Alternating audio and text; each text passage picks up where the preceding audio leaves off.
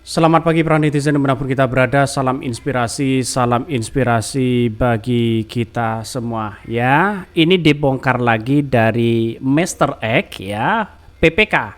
Ya, Mr. X PPK yang tidak mau disebutkan namanya dibongkar lagi kecurangan Pilpres 2024. Satu persatu sudah mulai terkuak ya, kecurangan-kecurangan yang diatur semua secara TSM. Banyak cerita yang kemudian disampaikan oleh Mr. X ini begitu kan ya, sebagai salah satu bentuk bahwa ada nuansa-nuansa katanya bersifat politis dan sebagainya begitu kan. Salah satu mereka ya bercerita di dalamnya bahwa apa yang kemudian dilakukan sekarang bisa saja ini ada nuansa yang bersifat politis atau bisa disebutkan dengan dugaan-dugaan kecurangan besar ya yang dilakukan oleh sekelompok orang begitu kan ya, karena dengan pertanggal 14 Februari 2004 itu ya terjadi di Kalimantan Tengah katanya di Palangkaraya Kecamatan Pahandut ya, terkait dengan anomali atau keganjilan ya mobil dari Sirekap itu. Nah, ini sudah dimulai bongkar begitu kan ya. Dua, itu tidak bisa diedit padahal jumlahnya tidak benar katanya ya. Anehnya 01 dan 03 di mana ya nilainya itu benar ya, malah bisa dilakukan ubah ya secara value oleh petugas dikarenakan nilai-nilainya benar, petugas tidak melakukan update. Nah, lantas bagaimana? Apakah semakin banyak data yang terungkap hari ini begitu kan ya, semakin terbukti dan semakin terkuat bagaimana nuansa-nuansa bersifat yang kemudian politis dan sebagainya begitu kan.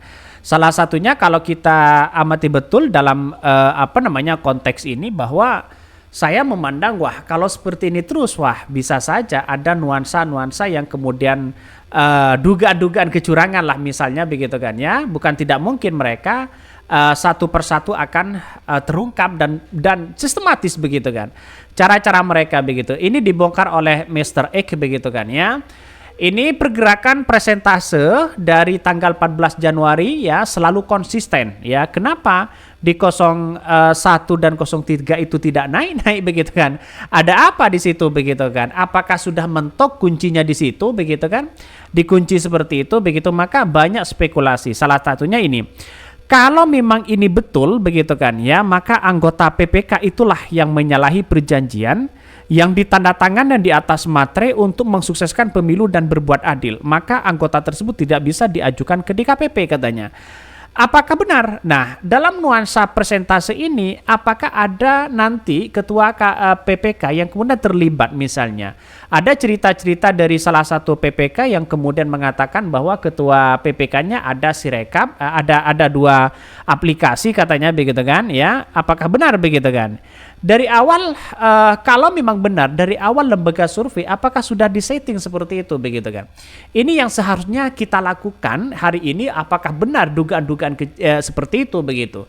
Maka saya pribadi begitu kan memandang bahwa ada nuansa-nuansa yang kemudian tidak diinginkan oleh kita sehingga kemudian pergeseran dari data-data yang ada begitu kan bisa ditelusuri di situ begitu kan. Ya, masyarakat bisa antusias ya untuk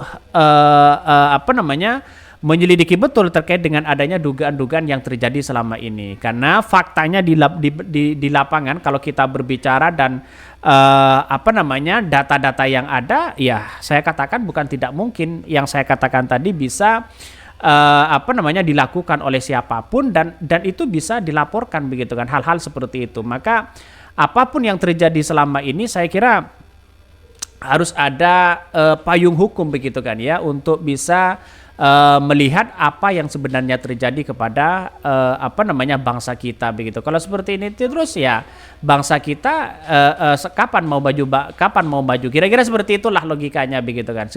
Ketika kita amati betul dalam dugaan-dugaan yang terjadi selama ini. Nah, salah satunya banyak sekali pro dan kontra di situ begitu. Maka siapapun orangnya kita harus benar-benar harus ditindak begitu kan ya. Maka dalam rangkuman ini yang disampaikan oleh Oknum PPK dalam dalam ubah suara caleg dan pasulkan tanda tangan, apakah ini benar? Nah, itu yang menjadi catatan penting kepada kita, karena dugaan-dugaan seperti ini maka harus ya diselidiki betul begitu kan. Tidak hanya mandek di salah satu diskusi-diskusi saja begitu kan ya. Maka salah satu yang mendasar adalah ada yang mengatakan begini ya. Ketika kubu sama-sama ada melakukan curang ya, sudah curang ya, kalah tapi seolah-olah paling untuk membenarkan diri ya, untuk ngotot untuk menang salah satunya. Jadi dari kesimpulan kami adalah bukan soal siapa yang menang, soal siapa yang kalah dengan adanya fakta-fakta yang ada selama ini begitu kan. Tapi menunjukkan bahwa jati diri kita itu bagaimana ya, yang seharusnya kita marwah dari seorang pemilihan ini, demokrasi ini benar-benar dijaga betul begitu kan.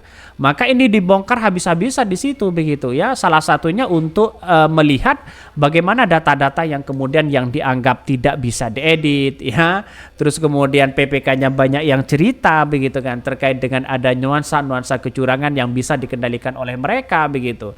Maka semakin banyak bukti-bukti yang ada, semakin banyak pula akan terungkap kecurangan-kecurangan yang ada. Maka dengan adanya hak angket bukan tidak mungkin ya, KPU ini kan bisa diaudit di situ begitu kan.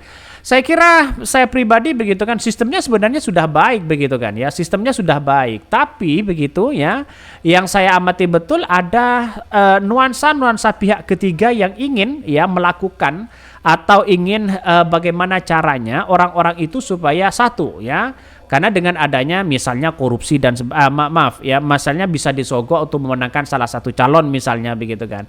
Jadi data-data itu sudah dipersiapkan betul begitu, sehingga orang-orang selama ini menganggap bahwa wah ini ada apa dan sebagainya begitu, itu bisa dicek begitu kan.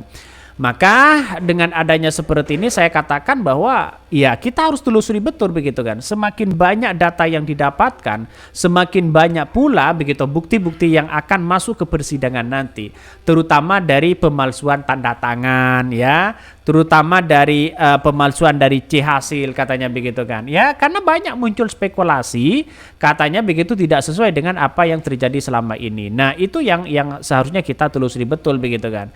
Dari pembicaraan dari Pak Bambang ini, dari Pak Bambang Wijoyanto ini mengatakan bahwa apakah ada oknum PPK begitu kan ya mengubah suara dari caleg atau siapa yang memalsukan tanda tangan itu. Nah itu yang menjadi catatan penting.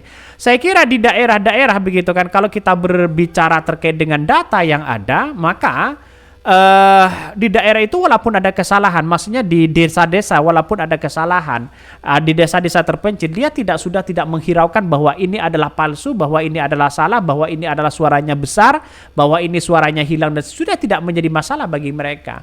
Ya mereka akan kembali ke ladang mereka begitu kan ya, untuk bertanam ya, terus kemudian bertani dan sebagainya.